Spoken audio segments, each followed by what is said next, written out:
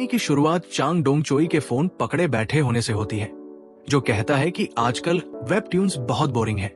उसका काले बालों वाला दोस्त कहता है कि इनमें हमेशा किसी हारे हुए व्यक्ति को मजबूत होते हुए दिखाया जाता है।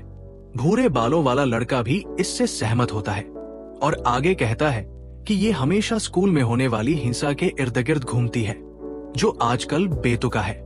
चांगुंग चोई का दावा है कि ऐसा इसलिए है क्योंकि ये सभी लेखक पुराने हैं और स्कूल में बदमाशी सिर्फ तब होती थी जब वे छात्र थे। किसी कारण से उन्हें लगता है कि बदमाशी आज भी सर्वव्यापी है। वो सहमति में सिर हिलाता है और साहोंग किम से पूछता है कि क्या वह ठीक से नजर रख रहा है। फाहोन किम दीवार के पास खड़ा है, दूसरी तरफ देख रहा है कि कोई आ रहा है या नहीं। वो मुड़ता है और पुष्टि करता है कि वह आ रहा है और सोचता है इसे बदमाशी कैसे नहीं माना जा सकता। चांगुंग चोई पास आता है, उसकी गर्दन पकड़ता है और स्कूल में होने वाली हिंसा को रोकने की मांग करता है। साहोंग किम चिल्लाता है और उससे रुकने की विनती करता है। चांगुंग चोई उसे जमीन पर पटक देता है और कहता है कि उसे लगता है कि ये खत्म नहीं होगा। भूरे बालों वाला लड़का नहीं कहकर जवाब देता है और उन्हें वहां से चले जाने का सुझाव देता है। वे सब वहां से चले जाते हैं और चांग डोंग चोई पूछता है कि क्या सिक्कों के शेयर बढ़ रहे हैं। सु ह्योंग किम जमीन पर लेट जाता है और सोचता है कि वो चाहे जितना चाहे उस पुराने नारे को चिल्लाने की कोशिश कर सकता है, लेकिन कोई भी वास्तव में कुछ करने के लिए नहीं आता। वो सोचता है कि आखिर ये सब कहां से शुरू हुआ और उसे ऐसे क्यों जीना पड़ रहा है। वो सोचता है कि आजकल वेब ट्यून और वेब उपन्यास हमेशा खोज करने, पुरस्कार पाने और वीडियो गेम के पात्रों की तरह मजबूत बनने के बारे में होते हैं। वो चाहता है कि वो भी ऐसा कर सके और बार बार खोज वाली खिड़की को ऊंची आवाज में पुकारता है। थोड़ी देर बाद सायन किम दीवार के पास बैठ जाता है और कहता है लेकिन ऐसा कभी नहीं होगा। मन ही मन सोचता है बिल्कुल नहीं होगा। वो कहता है कि ये कोई वेब उपन्यास नहीं है, ऐसा कोई तरीका नहीं है कि ऐसा कुछ अचानक से प्रकट हो जाए। अचानक उसके सामने खोज विंडो प्रकट होती है और सिस्टम उसे सूचित करता है कि खोज विंडो सक्रिय हो गई है। वो ये देखकर हैरान हो जाता है और पूछता है आखिर ये क्या है। खोज विंडो पूछती है कि क्या वो खोज शुरू करना चाहेगा। वो मन ही मन सोचता है कि उसी क्षण से उसका जीवन बदलने लगता है। बाद में वो कक्षा में बैठता है और सोचता है कि दुनिया में दो तरह के लोग होते हैं, लोकप्रिय बच्चे और अकेले। उसका मानना है कि अगर कोई मिलनसार और सक्रिय है तो उसे लोकप्रिय बच्चा माना जाता है, जबकि अगर कोई शर्मीला और अंतर्मुखी है तो उसे अकेला कहा जाता है। वो सोचता है कि लोकप्रिय बच्चे और अकेले शब्दों ने बदमाश और असफल शब्दों की जगह ले ली है। एक ऐसा बदलाव जिसके लिए वो आभारी है। वो हारे हुए की बजाय अकेला कहलाना पसंद करता है। लेकिन कुछ दिलचस्प होता है।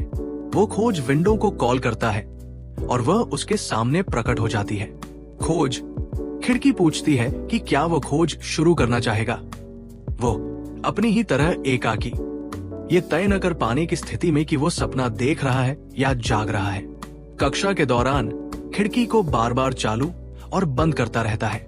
लगभग 300 बार ऐसा करने के बाद उसे एहसास होता है कि ये सब कितना भी अविश्वसनीय क्यों न लगे, वो ये मानने से खुद को नहीं रोक सकता कि ये सच है।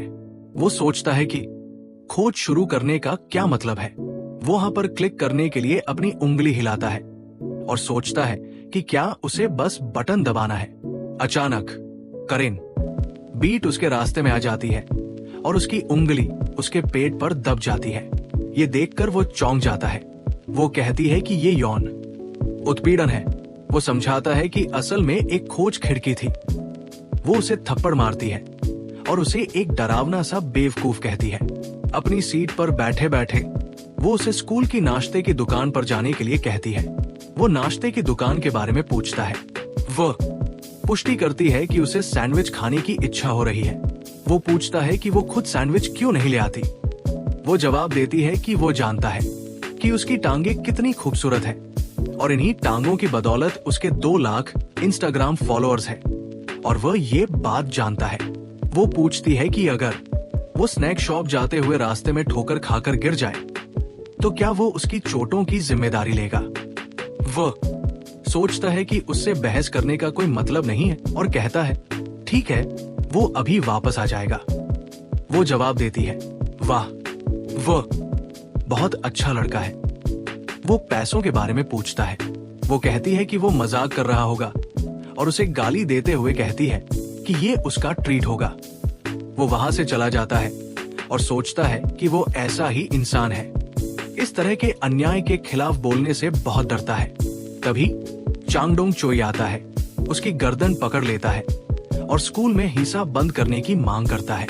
सू ह्योंग किम को लगता है कि वह बहुत ही दयनीय है। उसे जमीन पर पटक दिया जाता है और चांगडोंग चोई पूछता है कि क्या वह ठीक है। साहोंग किम कांपती आवाज में जवाब देता है, जिससे स्कूल में हिस्सा खत्म हो जाती है।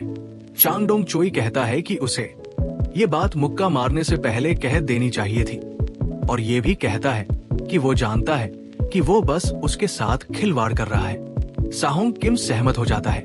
चांगडोंग चोई उसके सिर पर थपथपाता है और ईमानदारी से कहता है कि वो ह्योंग किम के लिए बहुत अच्छा लड़का है। मन ही मन सोचता है कि बस इंतजार करो, एक दिन जब वो सफल हो जाएगा तो वो उन सभी को गुंडे बताकर बेनकाब करेगा और माफी मांगेगा। वो अपने गिरोह के साथ वहां से चला जाता है। थोड़ी देर बाद साहोंग किम घर पर होती है और अपनी माँ से कहती है सच में उसे स्कूल छोड़ देना चाहिए। वो सोचती है कि वो अकेली इंसान है जिससे वह बात कर सकता है। वो कहता है कि वो स्कूल में कुछ नहीं सीख रहा है और पढ़ाई छोड़कर यूट्यूबर बनना चाहता है। वो रसोई में सब्जियां काट रही है और उससे कहती है कि वो उसे स्कूल छोड़ने पर न हंसाए। वो तर्क देता है कि स्कूल समय की बर्बादी है और सवाल करता है कि अगर वो कॉलेज गया तो क्या होगा। वह भविष्यवाणी करता है कि उसे बस कोई साधारण सी नौकरी मिल जाएगी। वो चाकू पकड़े हुए उसे चेतावनी देती है कि अगर वो चुप नहीं हुआ तो वो कुछ ऐसा कर सकती है जिसका उसे पछतावा होगा। वो जोर देकर कहता है कि वो एक यूट्यूबर बन सकता है। उसकी बहन डाहुन सोफे पर लेटकर हंसती है और उसे बेवकूफ कहती है और सवाल करती है कि क्या उसे लगता है कि ये वायरल हिट होगा। वो उसे चुप रहने के लिए कहता है। वो उसे चुनौती देती है कि वो उसे चुप करा दे।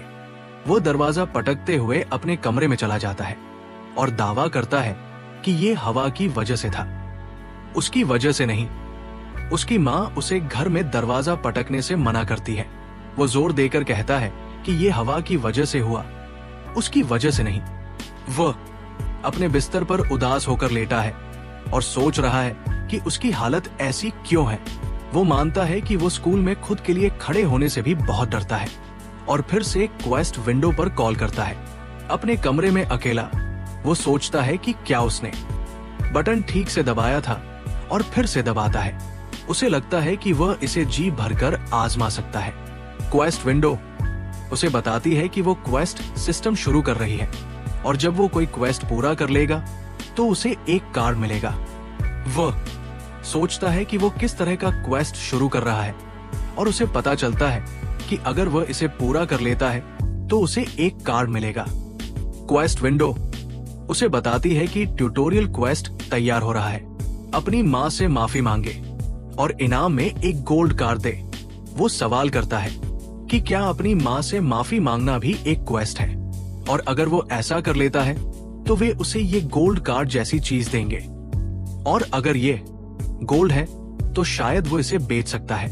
खोज विंडो उसे सूचित करती है कि उसे बढ़ते क्रम में पुरस्कार के रूप में निम्नलिखित कार्ड मिल सकते हैं: कांस्य, रजत और स्वर्ण। वो मानता है कि सब ठीक है, लेकिन सोचता है कि क्या वो स्वर्ण कार्ड बेच पाएगा या नहीं। वो अपने कमरे से बाहर आता है और उस पर पहले चिल्लाने के लिए माफी मांगता है, ये सोचकर कि वो बस एक बार कोशिश करेगा। वो समझाता है कि उसका ऐसा करने का इरादा नहीं था। वो उससे बात करते हुए थोड़ा उत्तेजित हो गया था। वो सोचता है कि उसे कब तक और चलना होगा और फिर से माफी मांगता है। डॉन कहता है कि ऐसा लग रहा है कि वो आखिरकार पागल हो गया है और सुझाव देता है कि उन्हें उसकी जांच करवानी चाहिए। वो सोचता है कि क्या ये काफी है। खोज विंडो उसे सूचित करती है कि ट्यूटोरियल खोज पूरी हो गई है और इसे पूरा करने के विशेष पुरस्कार के रूप में उसे एक स्वर्ण कार्ड मिलता है। उसे एहसास होता है कि उसने ये कर दिखाया है। वो अपने कमरे में वापस आता है, बिस्तर पर बैठता है और पूछता है कि क्या उसे स्वर्ण कार्ड मिला है। वो सोचता है कि अगर ये कार है तो उसे इसे कम से कम 10,000,1 में बेचना चाहिए। वो खोज विंडो देखता है और पूछता है कि वह इसे कैसे प्राप्त कर सकता है और क्या उसे कार्ड का दावा करना होगा। फिर वो कहता है, कार्ड का दावा करो। खोज विंडो उसे सूचित करती है कि उसने गोल्ड कार्ड का दावा कर लिया है। उसका कमरा चमकने लगता है और उसके सामने एक गोल्ड कार्ड प्रकट होता है। इसमें लिखा है, एक बार इस्तेमाल होने वाला कार्ड, 1-2 इंच लंबा कर लो। उसे एहसास होता है कि वो 1-2 इंच लंबा हो जाएगा और इस्तेमाल के बाद ये कार्ड गायब हो जाएगा। क्वेस्ट विंडो पूछती है कि क्या वह कार्ड इस्तेमाल करना चाहेगा। वो पुष्टि करते हुए कहता है, कार्ड इस्तेमाल करो। क्वेस्ट विंडो उसे बताती है कि उसने ग्रो कार्ड इस्तेमाल कर लिया है। वो अपनी माँ को पुकारते हुए कमरे से बाहर आता है, माँ को बुलाता है, डाउन की गर्दन पकड़ता है और कहता है कि वो 1-2 इंच लंबा हो गया है। माँ पूछती है कि वो क्या कह रहा है और पुलिस बुलाने की धमकी देती है। उसने बताया कि उसने कल अपनी लंबाई नापी थी और वो 5-5 इंच का था, लेकिन अब वो आधा इंच लंबा हो गया है, यानी वो 5-6 इंच से ज्यादा लंबा हो गया है। उसे ये आश्चर्यजनक लगता है। क्वेस्ट विंडो उसे बताती है कि उपलब्ध कार्डों की संख्या 0 है। वो बताता है कि वह कितना खुश है कि उसने अपनी माँ से माफी मांगी और उसे लगता है कि ये सच है। उसकी माँ उसके पास से गुजरती है और माफी मांगती है और उसे बैठने के लिए कहती है क्योंकि खाने का समय हो गया है। उसे याद आता है कि स्कूल में वो हमेशा माफी मांगता रहता है, लेकिन ये पहली बार है जब उसने अपनी माँ से माफी मांगी है और रात के खाने के लिए बैठने को राजी हुआ है। अगले दिन वो खुशी खुशी स्कूल पहुंचता है, ये सोचकर कि वो लंबा हो गया है। एक छात्रा पूछती है कि साहुन के चेहरे पर वो अजीब भाव क्यों है।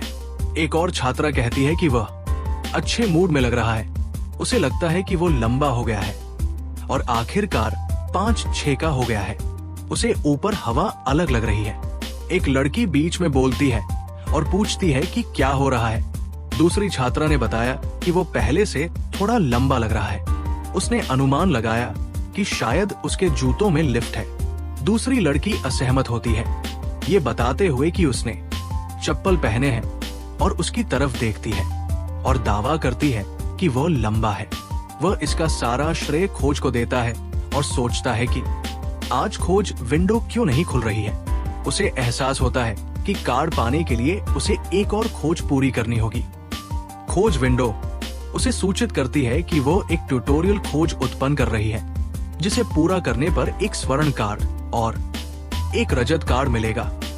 वो एक और स्वर्ण कार्ड और उसके ऊपर एक रजत कार्ड प्राप्त करने के बारे में सोचता है, ये सोचकर कि ये उदारता है, खासकर ये देखते हुए कि ये खोजें कितनी आसान है।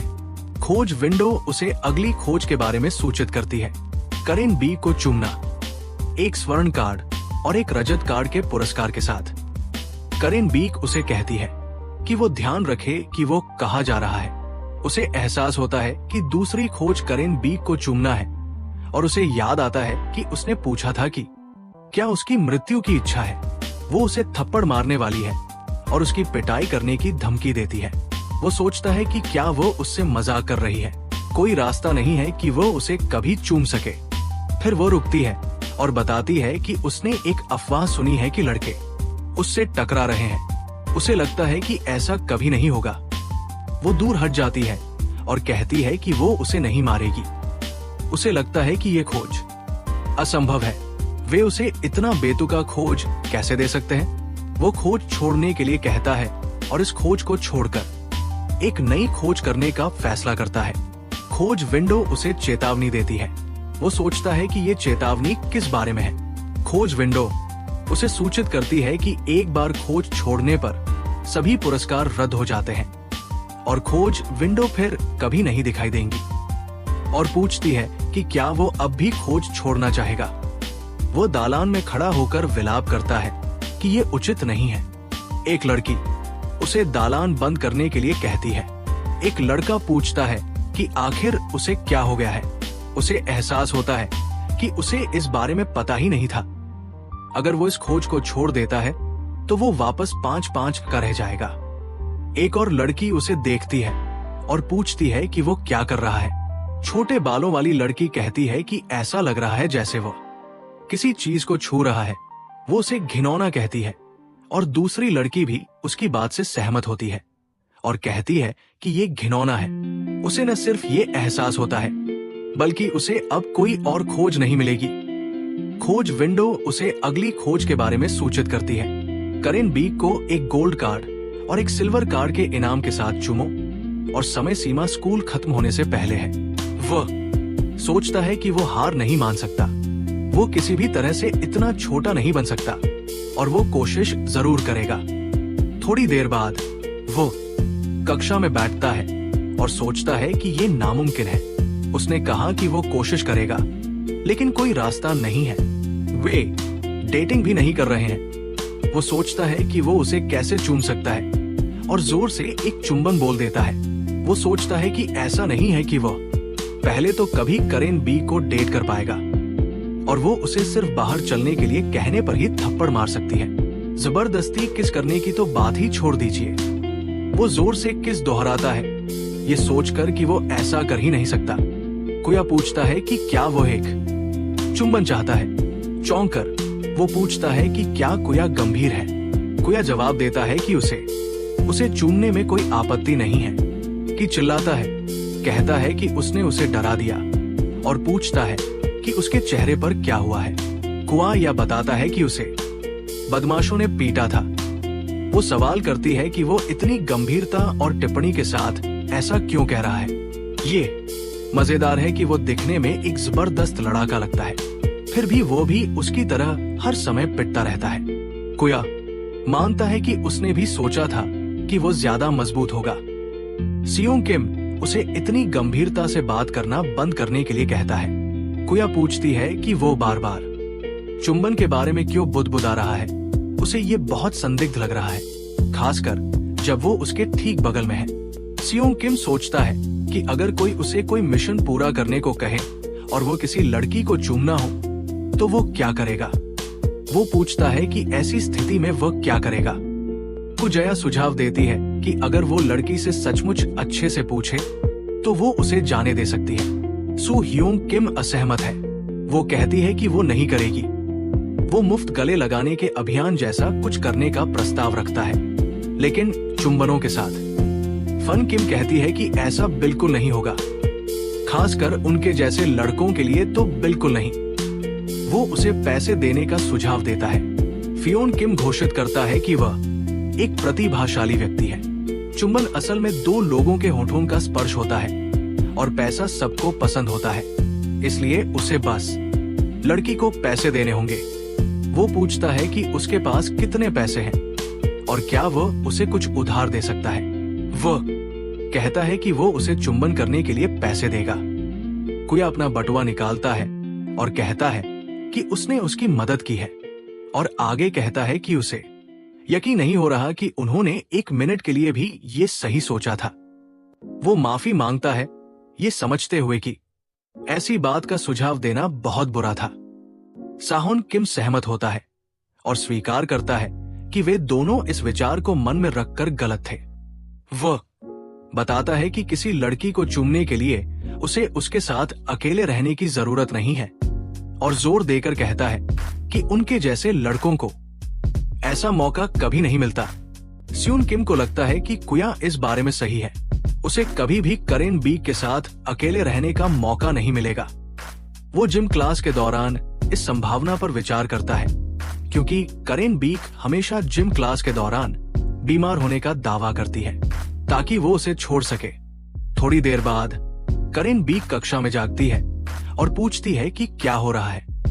वो कक्षा में सियोंग किम को देखती है और पूछती है कि वो जिम क्लास में क्यों नहीं है। उसे लगता है कि वो जाग रही है और वो उसके साथ अकेला है। तो अब वो क्या करता है? वो कहता है कि उसकी तबीयत ठीक नहीं थी। वो पूछती है कि क्या वो उसे सोते हुए देख रहा है।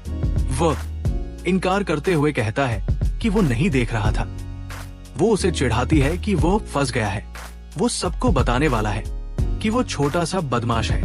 वो खड़ा होता है और दोहराता है कि उसने कहा था कि वो नहीं है। वो उसे आश्वस्त करती है, उसे कहती है और कहती है कि वो मजाक कर रही है, और आगे कहती है क्या बेवकूफ है। फिर वो पूछती है कि क्या वह व्यस्त नहीं है और उसे स्ट्रॉबेरी दूध का एक कार्टन लाने के लिए कहती है। वो कहता है कि उसके पास पहले से ही एक है। वो सवाल करती है कि उसने क्या कहा। वो दोहराता है कि उसने उसे पहले ही एक ले लिया है और उसकी मेज पर स्ट्रॉबेरी मिल्क देखता है। वो सोचता है कि क्या पहला कदम करेन को डेट करना होगा। वो पूछती है कि उसने ये कब खरीदा और एक अच्छे छोटे मिनन होने के लिए उसकी तारीफ करती है। वो सोचता है कि कैसे दो लोगों के बीच चुंबन होता है जो एक रिश्ते में है, और करेन के मन में उसके लिए भावनाएं होने की संभावना पर विचार करता है, जो उसके निष्कर्ष पर पहुंचती है कि स्पष्ट रूप से शून्य है। उसे एहसास होता है कि वो इस बारे में सोचने में और समय बर्बाद नहीं कर सकता, और अगर उसने अभी कुछ कोशिश नहीं की तो वो इस खोज को पूरा नहीं कर पाएगा। वह उसके पास जाता है और स्ट्रॉबेरी मिल्क ले लेता है। वो पूछती है कि वो क्या कर रहा है। वो पीना शुरू कर देता है और सोचता है चलो ऐसा करते हैं, और पूछता है कि क्या उसने कभी किसी को किस किया है। वो जानता है कि वो खोज का प्रयास किए बिना हार नहीं मान सकता। वो सवाल करती है कि क्या उसने किसी को किस किया है, और उसे चेतावनी देती है कि अगर वो बकवास नहीं करेगा तो वो बस जेल की कोठरी के फर्श को ही चूमेगा। उसे एहसास होता है कि बेशक ये काम नहीं करेगा, और कहता है कि ये सिर्फ एक मजाक था और वो बस उत्सुक था। बस उसे लगता है कि वो इस खोज में नाकाम रहा। तभी चांग डोंग चोई अपने लड़कों के साथ फोन पकड़े एक तरफ खड़ा हो जाता है और पूछता है कि क्या वो चाहता है कि वो उसे चूमे। वो हंसने लगता है। वो उसे घेर लेते हैं और वो पूछता है कि अगर उन्होंने ये सुना तो क्या हुआ। चांग डोंग चोई पूछता है कि क्या उसे करेन बीक पसंद है।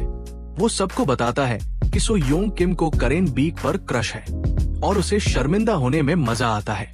वो इनकार करता है, कहता है कि ऐसा नहीं है, और पूछता है कि उसने ये सब रिकॉर्ड क्यों किया। वो दोहराता है कि उसने उसे बताया था कि ऐसा नहीं है, इसे सच में डिलीट कर दो। चांग डोंग चोई पलटकर जवाब देता है, लेकिन ये बहुत मजेदार है। वो उस पर चिल्लाता है कि वो इसे डिलीट कर दे। चांगुंग चोई उसके मुंह पर मुक्का मारता है, कहता है कि ये सिर्फ एक मजाक है, और पूछता है कि क्या उसने करेन से जो कहा वो भी एक मजाक था। वो पूछता है कि क्या उन्हें मजाक करने की इजाजत नहीं है, और क्या वो उनके साथ मजाक नहीं करना चाहता। वो पूछता है कि वो क्यों नहीं चाहता कि वे उसके साथ मजाक करें। वो उसे थप्पड़ मारता है और कहता है कि वे भी उसके दोस्त बनना चाहते हैं। बस इतना ही। वो उसे बार बार थप्पड़ मारता है और कहता है कि उसने कहा था कि वे भी उसके दोस्त बनना चाहते हैं। इतने में ह्यून किम का चश्मा टूटकर जमीन पर गिर जाता है। वो जवाब मांगता है और उसे फिर से थप्पड़ मारने ही वाला होता है। करेन बीक उसका हाथ पकड़ लेती है और कहती है कि इसे बंद करो। उसे यकीन है कि उसे संदेश मिल गया है और उसने वो वीडियो भी डिलीट कर दिया है। चांगुंग चोई सलाम करती है और कहती है, जरूर, करेन का वचन ही कानून है। फिर चांगडोंग अब सिगरेट पीने के लिए बाहर निकलेगा। वो बाकियों से कहता है कि चलो दोस्तों, वे उसके साथ ऐसा कभी नहीं करेंगे। भूरे बालों वाला लड़का कहता है कि उन्होंने तो कुछ भी रिकॉर्ड ही नहीं किया था। चांग डोंग चोई साहोंग किम से कहती है, चलो बाद में ठीक से बात करते हैं। वो साहोंग किम से कहती है कि वो जल्दी घर चला जाए। बेवकूफ, अगर वो स्कूल में रहा तो वे उसे सारा दिन पीटेंगे। थोड़ी देर बाद वो अपने कमरे में बैठकर रोता है और कहता है कि वो फेल हो गया, उसे बस पीटा गया और वो जल्दी घर आ गया। वो सोचता है कि उसने कोशिश ही क्यों की।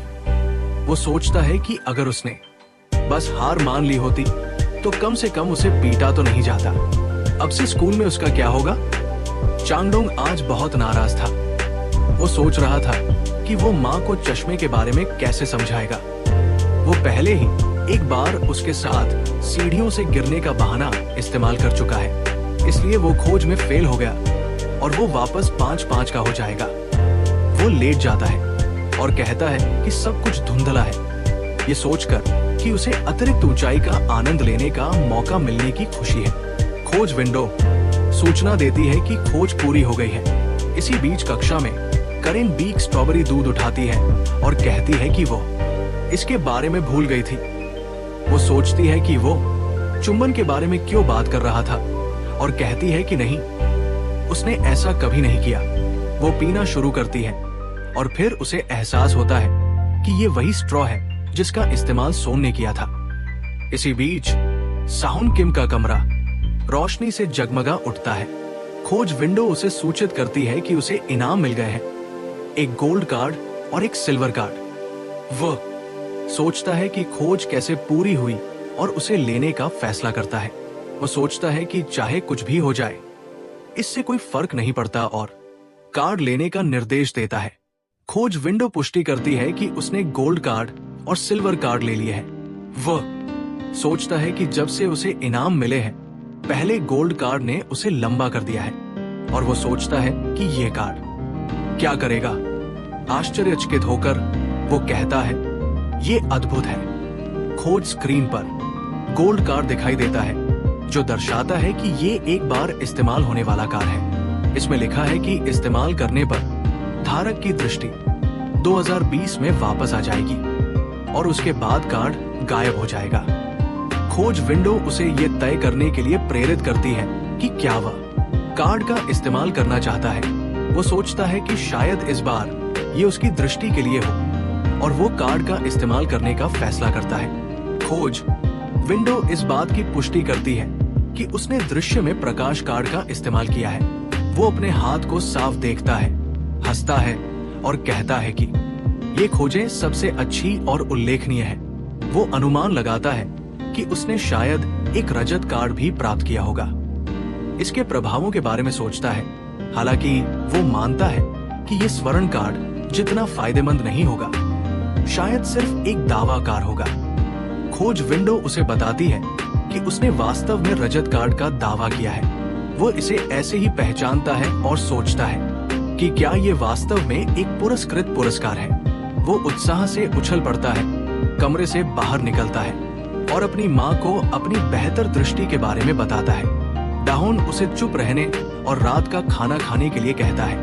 वह अपनी कुर्सी पर बैठ जाता है और पूछता है कि उसकी माँ कहाँ है। उसने बताया कि उसे देर रात तक काम करना है। वो पूछता है कि क्या उसने उसके लिए रात का खाना बनाया है।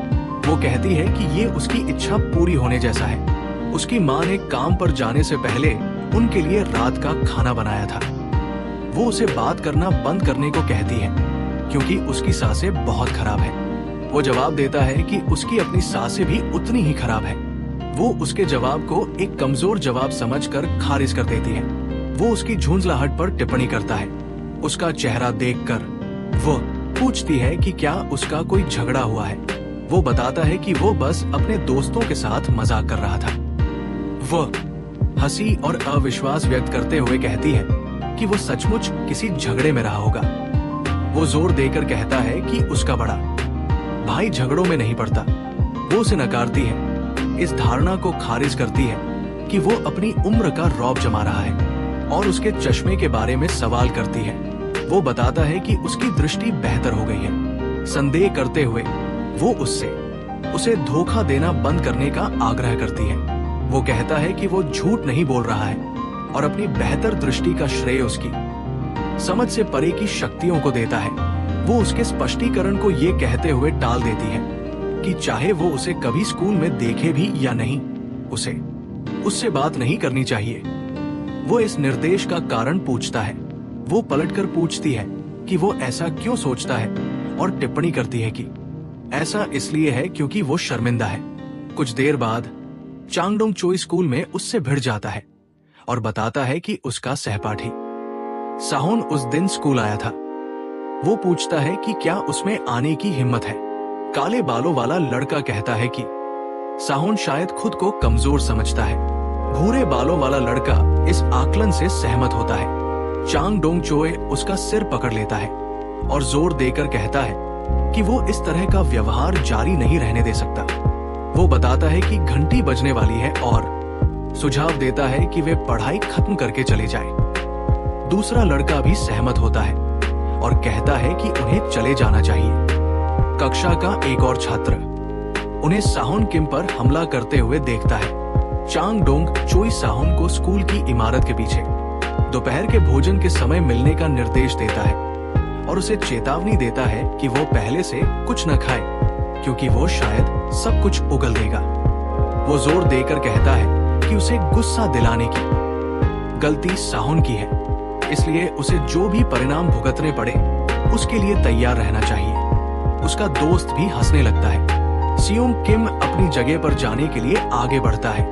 क्यू जया माफी मांगते हुए कहते हैं कि उन्हें अफसोस है। सियोंग किम सवाल करते हैं कि वो माफी क्यों मांगेंगे। वो सोचते हैं कि क्या कुछ जया को लगता है कि बीच बचाव करने की कोशिश करने पर उनकी भी पिटाई हो जाएगी। सुह्यून को जया को उनके बीच हुए समझौते की याद दिलाती है कि जब किसी और पर हमला हो रहा हो तो वे बीच बचाव नहीं करेंगे। हालांकि कुछ जया ने चिंता जताई कि उस दिन मामला बहुत ज्यादा बढ़ गया था। सुह्यून चिंता को नजरअंदाज करते हुए कुछ भी कहते हैं और पूछते हैं कि कुछ जया ने करेन बीक से क्यों पूछा कि क्या उन्होंने कभी किसी को किस किया है। वह मजाक में पूछते हैं कि क्या कुछ जया को किस किया जाना चाहिए। क्यों किम स्पष्ट करते हैं कि वह कुछ जया से किस नहीं करवाना चाहते और थोड़ी देर सोने का इरादा जाहिर करते हैं। वो अपनी स्थिति पर विचार करते हैं, दयनीय महसूस करते हैं और सवाल करते हैं कि उनका जीवन ऐसा क्यों है। थोड़ी देर बाद चांग डोंग चोई सिगरेट जलाते हैं और सोन किम उन्हें कहते हैं कि वे आगे बढ़े और कल की तरह उन पर चिल्लाए। सियोंग किम माफी मांगता है, ये स्वीकार करते हुए कि उसे नहीं पता कि वो क्या सोच रहा है और उसे ऐसा नहीं करना चाहिए था। चांग डोंग चोई को ये अजीब लगता है। साहोंग किम पूछता है कि इसमें क्या अजीब है। चांगोंग चोई बताता है कि साहोन को मारने वाला वही है, तो साहोन उससे माफी क्यों मांग रहा है। वो साहोन को थप्पड़ मारता है और सिगरेट जमीन पर फेंक देता है। उसे उठाने का निर्देश देता है। सुयोन किम पूछता है कि क्या चांगडोंग चोई ने अभी तक सिगरेट नहीं पी है। चांगडोंग चोई जिद करता है कि सियोन को ये करना चाहिए। सुयोन किम सिगरेट लेने के लिए रेंगता है। उसी समय डॉन आता है और पूछता है कि वो क्या कर रहा है। वो सोचता है कि उसे क्या करना चाहिए। वो अपना सवाल दोहराती है, पूछती है कि वो क्या कर रहा है। वो सोचता है कि उसे क्या बताना चाहिए। चांगोंग चोई फिर पूछती है कि ये कौन है। सु ह्योंग किम उसे अपनी छोटी बहन बताती है। चांगडोंग चोई पूछता है कि क्या उसकी कोई छोटी बहन है, जिस पर सु ह्योंग किम पुष्टि करती है। चांगडोंग चोई दाहोन को समझाता है कि ये सब एक गलतफहमी है। वो धूम्रपान कर रहा था और सु ह्यून बस उसके द्वारा फेंकी गई सिगरेट उठा रही थी। वो स्पष्ट करता है कि वह साहोन को धूम्रपान करते हुए नहीं पकड़ना चाहता और सून से पूछता है कि क्या ये सही है, जिस पर साहोन सहमत हो जाता है। डायोन पूछती है कि क्या ये सचमुच सच है। चांग डोंग चोई उसे ये कहते हुए दूर ले जाता है कि उसे स्थिति को गलत नहीं समझना चाहिए। कुछ देर बाद वो टिप्पणी करता है, वो बहुत करीबी था। सायन किम सहमत होते हुए कहता है हाँ। वो पूछता है कि क्या सायन आभारी नहीं है कि उसने उसे छिपाया। सायन किम हाँ में जवाब देता है। फिर वो टिप्पणी करता है, वैसे भी उसकी बहन काफी लोकप्रिय होगी। साहोन किम संदेह व्यक्त करते हुए कहता है कि उसे इस पर संदेह है। वो देखता है कि उसकी बहन कचरे का थैला रख रही है और कहता है कि वो उसके साथ बहुत अच्छे दोस्त बनना चाहता है। बाद में चांगडोंग चोई पेशाब कर रहा होता है और साहोन पास ही खड़ा होता है। चांगडोंग चोई थोड़ा आहत महसूस करता है और पूछता है कि सिहोन ने उसे क्यों नहीं बताया कि उसकी एक बहन है। वो आगे कहता है कि उसे लगता है कि वे सब कुछ साझा करते हैं, जहां तक वो जानता है। साहोन किम बताता है कि ऐसा नहीं है कि वो और उसकी बहन करीब है और वो नहीं चाहती कि वो स्कूल में उससे बात करे। वो उससे मिलवाने पर जोर देता है। साहोन किम जवाब देता है और कहता है कि वो अच्छी नहीं है क्योंकि उसके भी उसके जैसे ही खराब ग्रेड है। वो अपने खराब ग्रेड को स्वीकार करता है और सुझाव देता है कि वे दोनों साथ में लाइब्रेरी में पढ़ाई कर सकते हैं, इस बात पर जोर देते हुए कि वे दोस्त हैं, और सू ह्यून से आग्रह करता है कि उसे उससे मिलवाता है। सायन किम सवाल करता है कि वो उससे क्यों मिलवाना चाहता है, ये कहते हुए कि वो वाकई अच्छी नहीं है। वो जवाब में पूछता है कि क्या सून उसके साथ ईमानदार रहेगी। सुकिम पूछता है कि ईमानदार होने से उसका क्या मतलब है। वो समझाता है कि उसे लगता है कि वो रोमांटिक रूप से अच्छी रहेगी। कु जय या शौचालय से बाहर निकलता है और पूछता है कि अभी क्या कहा गया था, और टिप्पणी करता है कि ये बहुत आगे बढ़ गया है। चांगुंग चोए उसके चेहरे पर मुक्का मारता है, ये दावा करते हुए कि उसने उसे डरा दिया था। वो काय या को डांटता है, ये कहते हुए कि उसने उसे चेतावनी दी थी कि वो उसे अपने बदसूरत रूप से न डराए। वो उसे लात मारता है और कहता है कि अगर वो हाई स्कूल में है तो कम से कम हाई स्कूल के छात्र जैसा तो दिखता है। वो सवाल करता है कि वह सिर्फ 18 साल का कैसे है, और कहता है कि जब भी वो उसे पीटता है तो उसे अपराध बोध होता है। इसके अलावा वो उसे याद दिलाता है कि चीजों को इतनी गंभीरता से न ले। फियोंग किम ये सब देख लेता है और उसे गाली गलौज करता है। चांगुंग चोई मुड़कर पूछता है कि क्या उसने उसे बुरे शब्दों में पुकारा था। सयोंग किम पुष्टि करते हुए कहता है कि उसने ऐसा ही किया था। चांग डोंग चोई अविश्वास व्यक्त करते हुए उसकी ओर बढ़ता है और उसे मुक्का मारने ही वाला होता है। हालांकि चांगडोंग चोई के कुछ करने से पहले ही वह उसके चेहरे पर मुक्का मारने में कामयाब हो जाता है। दृश्य फ्लैशबैक में बदल जाता है जब किम साहोन कार को देखता है और सवाल करता है कि क्या ये एक सिल्वर कार है, लेकिन इसकी उपयोगिता और इस तरह के इनाम पाने के उद्देश्य के बारे में सोचता है। वह संदेह व्यक्त करता है कि वो कभी इस कौशल का उपयोग कर पाएगा। सिल्वर कार्ड एक आक्रमण कार्ड निकला जिस पर बॉक्सिंग जैब लिखा था, जिससे वो जैब कर सकता था। एक ऐसा मुक्का जो आमतौर पर बॉक्सिंग में इस्तेमाल किया जाता है, जिसका वर्तमान कौशल रैंक फ्यूनेट है। वर्तमान में लौटने पर खोज विंडो उसे सूचित करती है कि उसने एक जैब किया है। सू ह्यून मन ही मन सोचता है कि वो इस तरह नहीं जी सकता और बदलने और लड़ाई लड़ने का संकल्प लेता है। खोज विंडो फिर उसे सूचित करती है कि एक नया क्वेस्ट बनाया गया है। चांगडोंग चोई 01 से लड़ो और उसे हराओ। इनाम में एक सिल्वर कार्ड और एक ब्रॉन्ज कार्ड मिलेगा। क्यों को एक अच्छे दाव वाली पिछली टिप्पणी याद आती है और घोषणा करता है कि वो चांग डोंग चोई का डटकर सामना करेगा। क्वेस्ट विंडो क्वेस्ट की शुरुआत की पुष्टि करती है। चांग डोंग चोई टिप्पणी करता है कि ये दिलचस्प है और पूछता है कि इस समय क्या हो रहा है। वो फिर से लड़ने की तैयारी करता है। चांग डोंग चोई टिप्पणी करता है कि स्थिति कितनी नाटकीय है और पूछता है कि क्या उसने कल रात YouTube पर कुछ ट्यूटोरियल देखे थे और क्या वह सचमुच उससे लड़ना चाहता है। वो उसे फिर से मुक्का मारता है।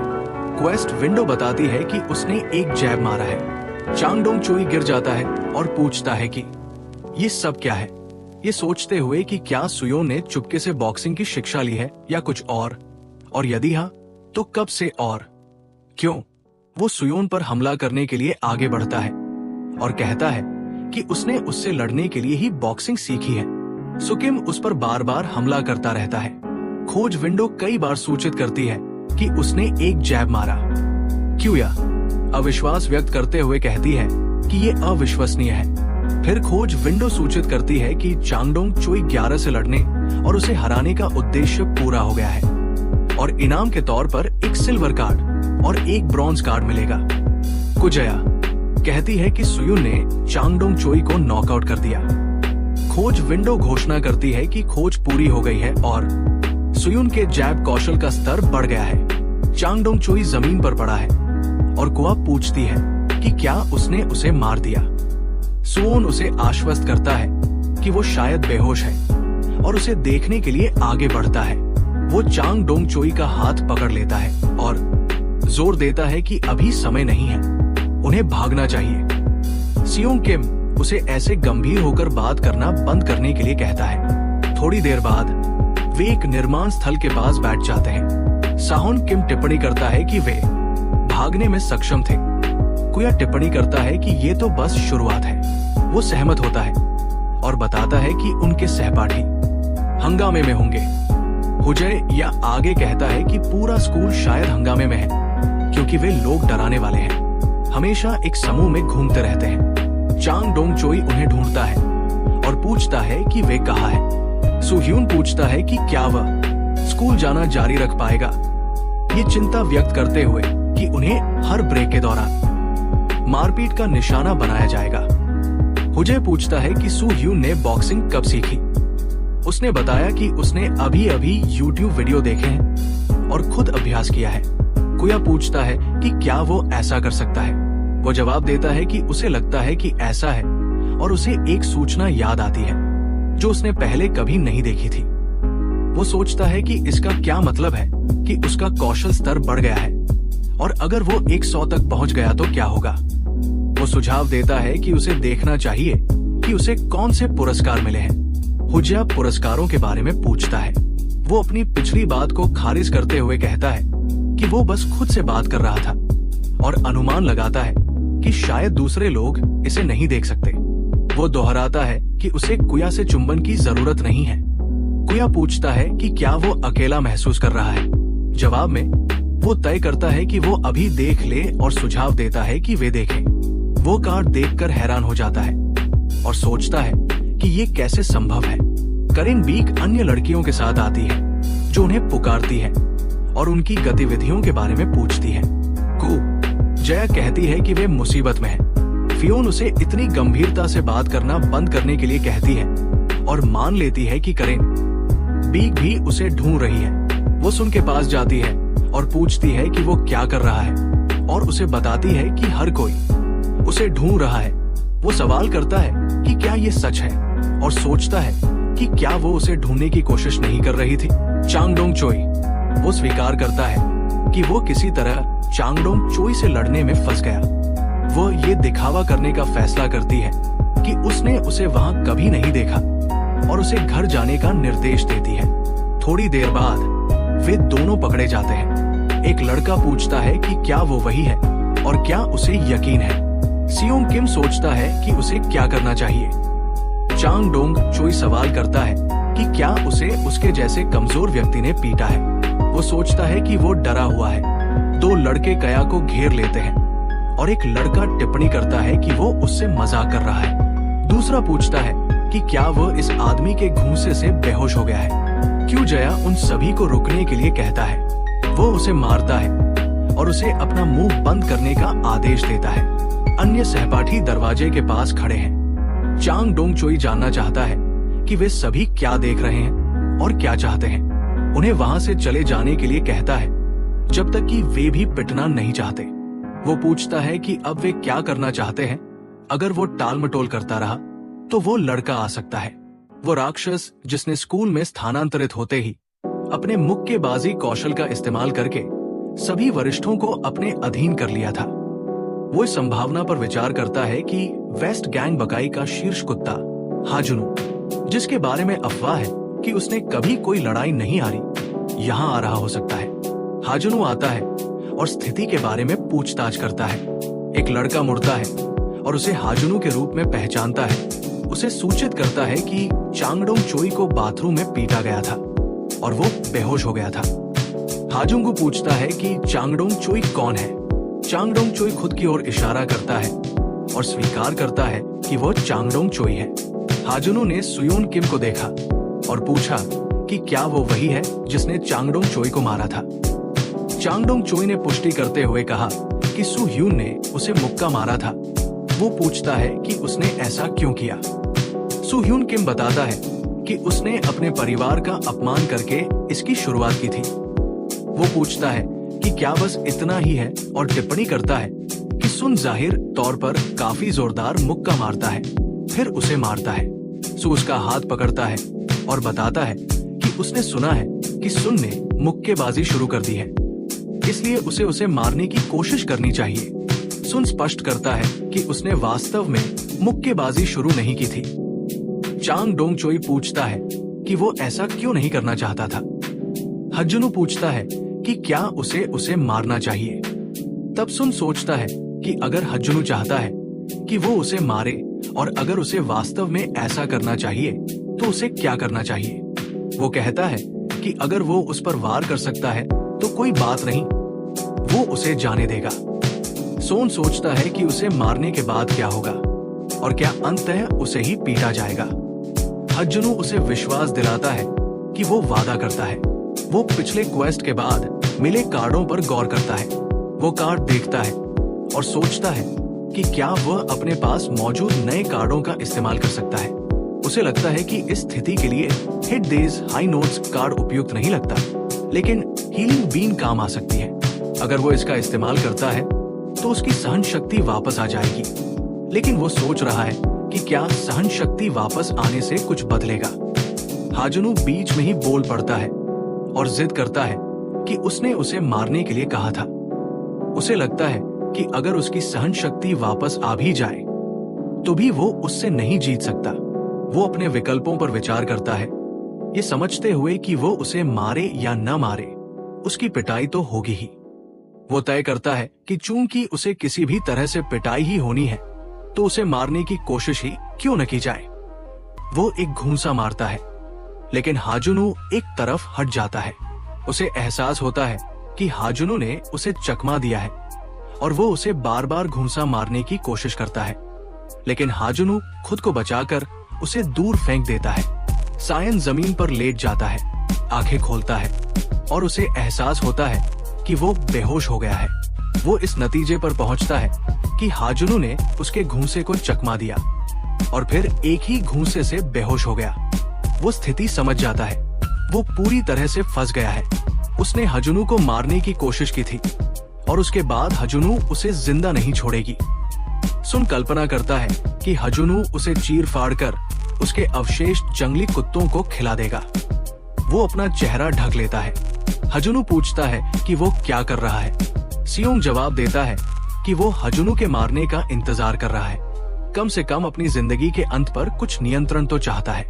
हजुनु पूछता है कि उसने ऐसा क्यों किया और सुझाव देता है कि वे सिगरेट पीने चले। साहोन ये सुनकर चौंक जाता है। थोड़ी देर बाद स्कूल के बाहर सभी लड़के सिगरेट पी रहे हैं। एक सफेद बालों वाला लड़का पूछता है कि उसे क्या हुआ। काले बालों वाला लड़का जवाब देता है कि उसे उसका नंबर मिल गया है। सियोंग किम उनके बीच खड़ा है और सोच रहा है कि अभी क्या हो रहा है। सफेद बालों वाला लड़का उससे पूछता है कि क्या वो बियर पीने जाना चाहती है। सुन सोचता है कि वह उसे यहाँ क्यों लाया है। हजुनु उसे एक सिगरेट देती है और पूछती है कि वह किसका इंतजार कर रहा है और उसे लेने के लिए कहती है। सुन समझ जाता है कि क्या हो रहा है। हजुनु उसे यही पीटने वाली है। उसने मना कर दिया और कहा कि वो सिगरेट नहीं पीता। उसे अंदाजा हो गया था कि हुनु उसे यहाँ इसलिए लाया है क्योंकि वो उसे कक्षा में नहीं मार सकता था। अफवाहें सच थी। ये आदमी सबसे बुरा है। हजुनु ने उसका नाम पूछा। सायन ने अपना परिचय इस तरह दिया, साहोन किम। हजुनु ने ये स्वीकार करते हुए माफी मांगी कि साहोन उनके विचार से बेहतर था और वो पलटवार करके वापस लड़ता है। ये माफी सुनकर सून हैरान रह गया। हजुनु ने ये भी कहा कि उसने भी काफी समय तक मुक्केबाजी की है और सोचता है कि सोन में क्षमता है। सून को एहसास हुआ कि हजुनु अब उसकी तारीफ कर रहा है। थोड़ी देर बाद सुन घर पर अपने बिस्तर पर लेट गया और हजुनु के व्यवहार के बारे में सोचने लगा। उसने सोचा कि हजुन का मामला क्या है। उसने सुना था कि हजुन वास्तव में एक डरावना आदमी था, लेकिन उसने उससे माफी मांगी और उसकी तारीफ भी की। इसलिए ह्यून ने सोचा कि हजुनु ने उससे विनम्रता से बात की थी, जिससे उसे सवाल हुआ कि क्या हजुनु उन सभी अफवाहों की तरह नहीं है जो दावा करती है। सो ह्यून ने टिप्पणी की कि उसने कभी नहीं सोचा था कि इन खोजों को कौन सौंप रहा है। इस सवाल के कारण वो हाजुनु के साथ उलझ जाएगा। वो इस तथ्य पर विचार करता है कि ये सभी अभी भी ट्यूटोरियल खोज है और सोचता है कि क्या इसीलिए वे इतने सारे कार्ड दे रहे हैं और क्या मुख्य खोजें एक अलग श्रेणी है। वो अब तक प्राप्त कार्डों, स्वर्ण, रजत और कांस्य कार्डों पर चर्चा करता है और सोचता है कि जो कार्ड और भी बेहतर हैं, वे कितने अच्छे हैं। और क्या उनका स्तर स्वरण से ऊंचा है। साहोन ये भी देखता है कि कार्डों द्वारा दी गई क्षमताएं अजीब हैं और देखता है कि अब तक उसे प्राप्त सभी कार्ड लड़ाई से संबंधित है। दृश्य अगले दिन में बदल जाता है। साहोन किम कुजाया के साथ कक्षा में बैठा है। कुजाया टिप्पणी करता है कि हाजुनु शांत है। साहोन ये कहते हुए सहमति जताता है कि उसे लगा था कि स्कूल पहुंचते ही हाजुनु उसे पीट देगा। वो सोचता है कि क्या हाजुनु उसका सामना करने से पहले उसे पूरी तरह से चौंका देना चाहता है। चांगडोंग चोई ने सु ह्यून को बुलाया, उसके पास गया और कहा, ये रहा। सु ह्यून लड़ाई की तैयारी करता है और चांगडोंग चोई से पूछता है कि क्या उसे उससे लड़ना चाहिए। चांगडोंग चोई जवाब देता है कि बात लड़ाई की नहीं है और बताता है कि हाजुनु स्कूल के बाद सु ह्यून से मिलना चाहता है। वो जाने लगता है और पूछता है कि क्या सुन को मिल गया। सु उसे इंतजार करने के लिए कहता है। कुजाया कहता है कि अंत निकट है। सु ह्यून पूछता है कि क्या हुनु स्कूल के बाद उससे मिलना चाहता है। ये दर्शाता है कि वो चाहता है कि सुयुन पूरे दिन डर से कांपता रहे। वो कुआ से पूछता है कि उन्हें क्या करना चाहिए। कुजाया जवाब देता है कि कोई और रास्ता नहीं है। अगर वे भाग गए तो अगले दिन स्थिति और बिगड़ जाएगी। वो सुझाव देता है कि सबसे अच्छा विकल्प आज हाजुनु से मिलना और बात खत्म करना है। थोड़ी देर बाद वो जुआन म्यूजिक टाउन पहुंचता है और देखता है कि हाजुनु अपने दोस्तों के साथ बैठा डरा हुआ है। हाजुनु उसे बैठने के लिए कहता है। साहोन सहमत है और सोचता है कि यहाँ हर जगह शराब है, इसलिए ये लोग जब भी बाहर जाते हैं यही करते हैं। स्कूल की सभी मशहूर लड़कियां भी वहाँ मौजूद हैं। एक छोटे बालों वाली लड़की पूछती है कि वो कौन है। दूसरी लड़की कहती है कि उसे कुछ नहीं पता।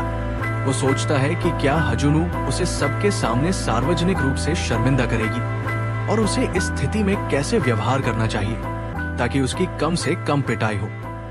करेन बीक उससे पूछती है कि वो वहाँ क्या कर रहा है। वो बताता है कि हाजुनु ने उसे यहाँ आने के लिए कहा था और उसे पता चलता है कि वह भी वहाँ है। हाजुनु सुझाव देती है कि चूंकि वो वहाँ है इसलिए उसे कुछ गाना चाहिए। एक लड़का बताता है कि हाजुनु चाहती है कि वो गाए। स्यून किम को लगता है कि वो एक बुरा गायक है और उसे समझ नहीं आ रहा कि क्या करे। वो पूछता है कि उसे क्या गाना चाहिए। हाजुन गू टिप्पणी करता है कि वो कितना घबरा रहा है। स्यून किम को लगता है कि अगर वो मना करता है तो वो माहौल खराब कर सकता है, इसलिए वो कोशिश करने का फैसला करता है क्योंकि उसके पास ये कार्ड है। सिस्टम सूचित करता है कि उसने हिट देज हाई नोट्स कार्ड का इस्तेमाल किया है। वो गाना शुरू करता है और सभी उसकी आवाज सुनकर हैरान रह जाते हैं और उसे पसंद भी करते हैं। साहुन किम सभी का आभार व्यक्त करते हुए कहता है कि वे बहुत दयालु है और सोचता है कि क्या वो इतना अच्छा था। करेन बी कहती है कि उसे लगा था कि वो किसी एनिमे या किसी और गाने का गाना गाएगा, लेकिन उसे हैरानी है कि उसने ऐसा नहीं किया। दूसरी लड़की हंसती है और उन ऊंचे सुरों का जिक्र करती है। छोटे बालों वाली लड़की कहती है कि वो थोड़ा प्यारा जरूर है और मानती है कि वो बहुत हैरान थी। एक लड़का हाजुनो से पूछता है कि क्या वो गाना गा सकता है। दूसरा लड़का भी कहता है बिल्कुल गा सकता है, ये आसान है। साहुन भी मान जाता है और खुद को एक बेसुरा बेवकूफ कहता है। दूसरे लड़के हंसते हैं और इस बारे में टिप्पणी करते हैं। टोन डेफनेस कह रही है कि उसकी आवाज चॉकबोर्ड पर कीलों की तरह है। एक लड़की पूछती है कि वो कौन है। दूसरी लड़की जवाब देती है कि वो जाहिर तौर पर हज्जुन का दोस्त है और कहा कि उसने हज्जुन को पहले कभी किसी दोस्त को लाते नहीं देखा। सुयोन अपना परिचय सुयोन किम के रूप में देता है। वो उससे उनके लिए एक और गाना गाने के लिए कहती है। साहुन सोचता है कि क्या हज्जुन उसे मारने वाला नहीं है। लड़के उसे घेर लेते हैं और एक लड़का पूछता है कि क्या वह कोई डांस गाना गा सकता है। सुयोन सहमत होकर कहता है बिल्कुल। दूसरा लड़का टिप्पणी करता है कि वो काफी पार्टी एनिमल है। साहुन को पता चलता है कि अफवाहें गलत है और वो हज्जुन से पूछने के लिए मुड़ता है कि उसके बारे में क्या है। हाजुनु उसे आश्वस्त करता है कि वो ठीक है और उसे मजा करना चाहिए। साहुन को लगता है कि हज्जुन शुरू से ही एक अच्छा लड़का था। दृश्य अगले दिन में बदल जाता है। साहुन वह इस बात पर आश्चर्यचकित है कि हाजुन उसे अपना दोस्त कहेगा। ये मानते हुए कि स्कूल में जीवन एक अब से हवा, खासकर जब से हजुन ने कहा कि अगर कुछ भी बुरा हुआ तो उसे बता देना। सायन का मानना है कि जब से उसने ये खोजें शुरू की है तब से सब कुछ बहुत अच्छा चल रहा है। खोज विंडो उसे सूचित करती है कि कोई भी खोज प्रगति पर नहीं है। वो निष्कर्ष निकालता है कि उसे अब गुंडों की चिंता करने की आवश्यकता नहीं है और वो हज्जुन से कुजा की भी रक्षा करने के लिए कहने का संकल्प लेता है। तभी हज्जुनु आता है और उसे पुकारता है, पूछता है कि क्या वो अभी अभी अंदर आया है। सुयोन पूछता है कि क्या हज्जुन भी अभी अभी स्कूल आ रहा है। वो पुष्टि करता है और सुझाव देता है कि वे साथ चलें। खोज विंडो सूचित करती है कि मुख्य खोज शुरू हो रही है। सु को लगता है कि ट्यूटोरियल खोजें खत्म हो गई हैं, इसलिए उसे अब से मुख्य खोजें मिलेंगी और वह पुरस्कारों के बारे में सोचता है। खोज विंडो सूचित करती है कि एक विशेष पुरस्कार के रूप में अपनी पहली मुख्य खोज को पूरा करने पर उसे एक प्लैटिनम कार्ड प्राप्त होगा।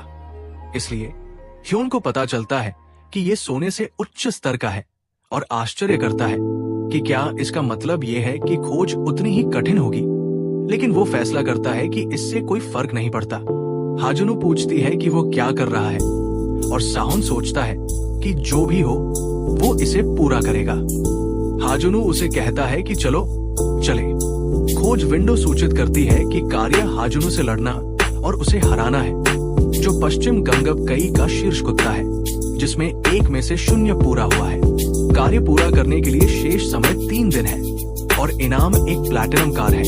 सु ह्यून सोचता है कि वो जानता है कि हाजुन के बारे में कुछ अफवाहें अतिरंजित हो सकती हैं, लेकिन वो अभी भी स्कूल में शीर्ष कुत्ता है। सून को अगले 3 दिनों में उसके खिलाफ एक लड़ाई जीतनी है। उसे बॉक्सिंग जैब अटैक कार्ड याद है। उसे लगता है कि ये कौशल भी काम नहीं करता। खोज विंडो बताती है कि जैसे जैसे मुख्य खोज आगे बढ़ती है, अतिरिक्त खोजें सक्रिय होती जाती हैं और अब वो और कार्ड जीत सकता है। वो सोचता है कि चीजें इतनी अच्छी कैसे चल रही है। एक समय सीमा होती है, इसलिए अगर वो उसे 3 दिनों में किसी लड़ाई में नहीं हरा पाता तो वो खोज में असफल हो जाएगा और उसे हराने का कोई रास्ता नहीं होगा। थोड़ी देर बाद वो खाना खाने बैठता है और सोचता है कि क्या करे। इन खोजों की बदौलत उसकी हजुन से दोस्ती हो गई और जैसे ही उसे लगा कि वो सामान्य स्कूली जीवन का आनंद ले पाएगा, उसे लड़ाई में हराने के लिए कहा जा रहा है। वो पश्चिम गंगब खाई के शीर्षस्थ हाजुन गू को हराने के बारे में सोचता है। कुजया भी उनके साथ बैठती है और सुयुन से कहती है कि उसे अपच जैसा लग रहा है। फाहुन किम को लगता है कि ये स्थिति इतनी अजीब है कि उसके बारे में बुरी अफवाहें उड़ सकती है। कुया फुसफुसाकर पूछती है कि हजुन उनके साथ दोपहर का भोजन क्यों कर रहा है। सायन बताता है कि हजुन को उसके साथ घूमना पसंद है और वो वास्तव में सोचता है कि हजुन एक अच्छा लड़का है। वो सोचता है कि उसे ऐसे व्यक्ति से क्यों लड़ना पड़ रहा है जो उसके साथ इतना अच्छा व्यवहार कर रहा है। हाजुन बू खड़ा होता है और कहता है कि वो पहले जा रहा है। सु ह्यून हाँ कहता है और कुजा से कहता है कि ये आसान है। कुजा पूछता है कि क्या वो कह रहा है कि वो आसान है और वो उसके साथ क्या करने वाला है। सुन कहता है कृपया चुप रहो और सोचता है कि वो ऐसा नहीं करेगा। उसे बस इस खोज को छोड़ देना चाहिए। उसे विश्वास है कि हज्जुन उसके साथ है और उसके साथ स्कूल में उसका जीवन आसान हो जाएगा। हज्जुन से झगड़ा करने का उसके पास कोई कारण नहीं है। वो सोचता है कि उसका लक्ष्य एक सामान्य स्कूली जीवन जीना है और अगर वो हज्जुन से झगड़ा करता है और हार जाता है तो न केवल वो अपने सभी पुरस्कार खो देगा बल्कि हज्जुन को भी खो देगा। इसलिए उसे अभी इस खोज को छोड़ देना चाहिए। थोड़ी देर बाद साहुन किम हज्जुन को फोन करता है और उसे बताता है कि वो वहाँ है और उसे विश्वास है कि वे हमेशा के लिए सबसे अच्छे दोस्त रहेंगे। हज्जुनु ने माफी मांगते हुए चांगदुंग चोई का चेहरा दीवार पर दे मारा। हज्जुनु ने उससे पूछा कि और फिर से अपना चेहरा दीवार से टकरा देता है। सिरोन किम ये देखकर चौंक जाता है और सोचता है कि आखिर हो क्या रहा है। वो माफी मांगता है। करेन बीट उसके पीछे आती है और पूछती है कि क्या वो खुद को अच्छा लड़का समझता है। वो कहता है कि वो असल में ऐसा ही है। वो पूछती है कि क्या उसे पता है कि उसकी पिटाई क्यों हो रही है। सोन किम पूछता है कि ऐसा क्यों हो रहा है। वो कहती है कि ऐसा इसलिए हुआ क्योंकि उसने पर्याप्त पैसे नहीं दिए थे। वो पूछता है कि क्या देना है। वो कहती है कि उसे पता है कि वे बदमाश स्कूल में बाकी सभी से कितना पैसा वसूलते हैं। वो कहता है हाँ, वो उन्हें भी पैसे देता है। वो बताती है कि सारा पैसा हज्जुन की जेब में जाता है।